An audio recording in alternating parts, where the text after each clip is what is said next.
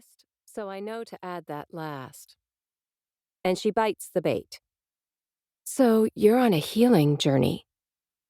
Of course, I hate that kind of sentimentality. I picture the font it comes in, and it nauseates me. I take a long, slow breath. I stare at the road, at the rain as it starts up again, listening to her voice soften. "Kathryn," she says, "are you there?" "Yes," I whisper. I'm wondering if it is bad form to yell at her. I don't, because even though I need to yell, she doesn't deserve it. It's me I need to yell at. So I say that it feels like more of a terrible wound. I keep thinking about the mystic, Marjorie Kemp, and all of her weeping and wailing. Tell me what happened. Go slow. She's such a good person. I'm so lucky. I say, it started yesterday. I went out to the back patio to drink my tea. The first day warm enough to do so this spring. And, Mandy, there was a dead cardinal out there. The wind picked up its feathers and ruffled them prettily. And I'm sobbing. Poor thing, she says. About the bird or about me, I am not sure. Such a sorry sight to see it robbed of flight. I suppose it hit a window. Our house is replete with windows, looks out over the lake. It's worth millions, enough for all manner of freedoms, you'd think. I put it in a shoebox and tossed it in the garbage can.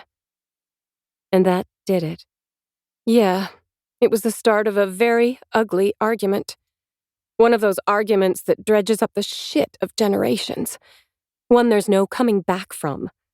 It started with me saying I was struggling with my manuscript, that I needed to know more about Wulf, and he said, "Your brother is never coming back no matter how much ink you spill," and I blew a fucking gasket.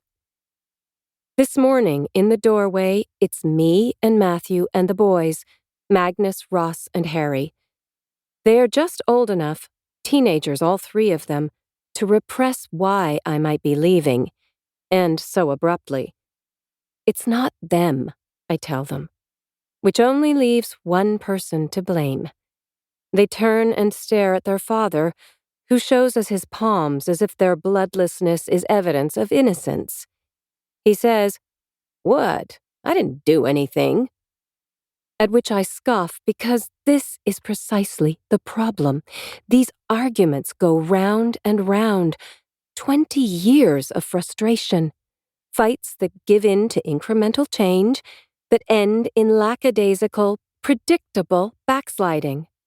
Fights that result in him continuing to do nothing, to not be there, to annex himself from us, under the guise of work. "I hope you'll be happy now," he says to me the night before I leave. "It's not happiness I'm after," I say. He says he thought we would be one of those marriages that survived because we lead such separate lives. It's like I'm a wayward character in a story I suddenly refuse. For the first 2 acts, I liked the drama, the rising action, while also waiting for the main players to lock into their respective arcs, to dare to engage, to risk change. But somewhere along the plot, it's clear that it's me who is changing, me who has outgrown this story, me who finally walks. "You've changed." His tone is accusatory. Yes, I have. For that is what I thought characters were supposed to do. That is how narrative works, and how could I not? How could I refuse the call to change? I say, it's never been happiness I wanted. Not really. I wanted a marriage. I wanted the fairy tale, is what I mean. Be careful what you want. "Are you sure?" he says, by which he means there will be no going back. By which he means I can't turn the clocks back on this decision once I make it. Because whatever happiness or unhappiness might mean to him, he will never reflect, never puzzle, never confront the piece of this story that belongs to him. He's churlish standing...